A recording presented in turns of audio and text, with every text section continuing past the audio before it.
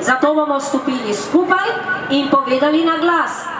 Dovolj nam je, opravljamo enega zelo odgovornih poklicev, svoje delo opravljamo pošteno in zelo uspešno.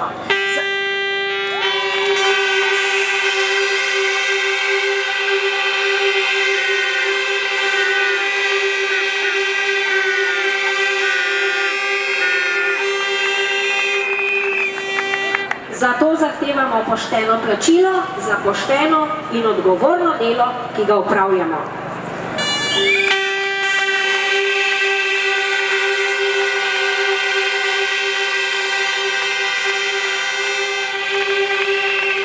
In še zadnje sporočilo naši vladi oziroma našim ministrom.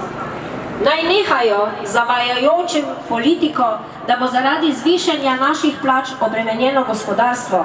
Krivi so oni svojo slabo gospodarsko politiko, ki svojo birokracijo zavira vsakršen poskus razvoja malih obrti, podjetij in ti raje zbežijo čez meje naše države.